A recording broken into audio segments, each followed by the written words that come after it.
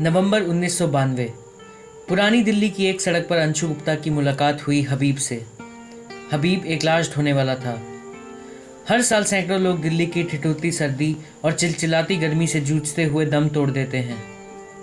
Footpath पर पड़ी इन्हीं लावारिस लाशों से हबीब अपने परिवार का पेट पालता था। लेकिन हबीब की 7 वर्षीय बेटी बानो के लिए इन लाशों का एक अलग ही महत्व था। मैं तो लाशों के साथ ही सोती हूँ। लाश तंग नहीं करती ना, करवट भी नहीं बदलती। जी की बात मेरे लिए बड़ी शॉकिंग थी। मुझे लगा कि इस बच्ची से चंद किलोमीटर दूर पर हम जैसे लोग रहते हैं, इनकी अलमारियाँ गर्म कपड़ों से भरी पड़ी हैं। और एक ये बच्चे हैं जिनको जो इतना एक्सट्रीम है कि उसको यदि सोना है रात को ठंड से बचने के लिए तो उसको लाश के साथ चिपक कर सोना पड़ता है। और फिर कपड़े को आप लोग अलमारियों के अंदर दबा के रखते हैं और किसी डिजास्टर की वेट करते रहते हैं। मैं हमेशा पूछता हूँ कि इस देश में तो आधे देश को डिजास्टर की जरूरत ही नहीं है।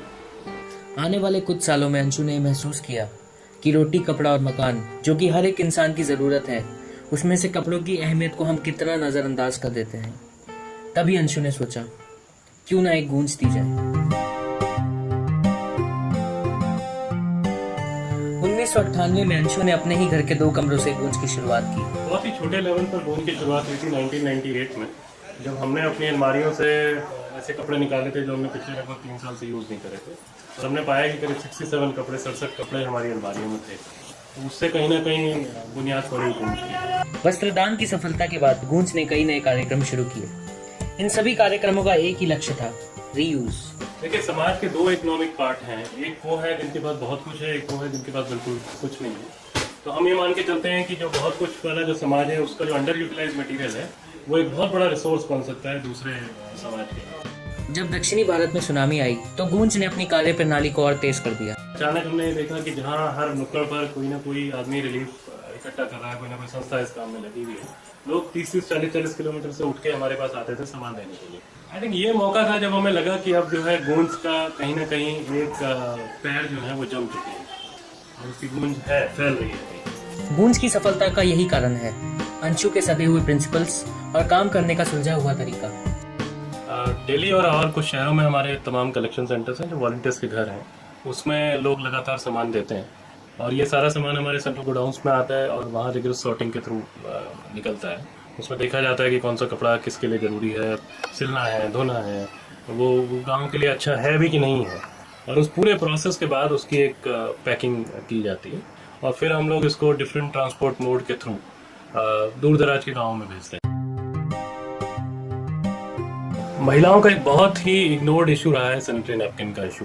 और आप ये विश्वास नहीं करेंगे कि यहाँ पे महिलाएं नैपकिन के नाम पर रेत इस्तेमाल करती हैं, राख इस्तेमाल करती हैं, पॉलिथीन इस्तेमाल करती हैं, जूट के गनी बैग इस्तेमाल करती हैं। तो हम कपड़े पे काम करते हुए हमको लगा कि हमारे पास एक बहुत बड़ा सोल्यूशन है। हम किसी भी तरह का पुराना फटा हुआ कॉटन कपड़ा यदि ले आते हैं जहाँ से भी मिलता है और उसको एक पर्टिकुलर साइज में काटते हैं और एक बहुत ही नॉर्मल तरीके का नैपकिन बना के लोगों को देते हैं, जो हर महिला इन एनी केस कपड़े का इस्तेमाल करना जानती है। तो सिर्फ फर्क इतना है कि उसके पास कपड़ा उपलब्ध नहीं होता। एजुकेशन में मुझे लगता है जो सबसे बड़ी प्रॉब्लम और जो सबसे इग्नोर्ड इशू रहा है वो मटेरियल का रहा है कि आप बच्चों को कहते हो कि आप पढ़ो, बट आप उनको ना तो कॉपी देते हो ना पेंसिल देते हो। हमने इसलिए क्या किया है कि हमने शहर के स्कूलों को गाँव के स्कूलों से जोड़ने की कोशिश की है कि शहर के स्कूल का जो भी अंडर यूटिलाइज मटेरियल है वो हम तक आ जाए, प्रोसेस से गुजरे और गांव के दूर दराज बच्चों तक आपके water bottle, lunch box, pencil, school bag सब कुछ पहुंच सके। पूरे सामान की एक चिंदी भी यहाँ वेस्ट नहीं जाती। यदि कोई फटी हुई जीन्स है तो उसको ऊपर का हाफ पैंट बना के बाकी को स्कूल बैग में बदल देते हैं। साड़ी, चुन्नियाँ, तमाम तरह की दरियाँ बनती हैं, मोबाइल कवर बनते हैं और डिफरेंट तरीके के बैग बनते हैं। यहाँ तक कि जो पुरानी पॉलिथीन हम लोग इकट्ठी करते हैं जिसमें लोग सामान हमको देते हैं, उसको भी हम एक अंदर की शीट में बुनते हैं और उसके चारों ओर कपड़ा मढ़ देते हैं। तो वो एक बहुत ही अच्छा टारपोलिन का काम इस टाइम दे रहा है। गूंज भी आप ही की तरह आम लोगों से बना है। बिना किसी गवर्नमेंट सपोर्ट या फंडिंग के ये पिछले 10 सालों से काम करते आ रहे हैं। आप भी गूंज की आवाज़ बन सकते हैं। एक पेंसिल, एक नोटबुक, एक कपड़ा या ऐसी कोई भी एक चीज़ बन सकती है किसी की ज़िंदगी का सहारा, नई आशा की किरण, किसी की भावनाओं का दर्पण, किसी के मन की गूंज।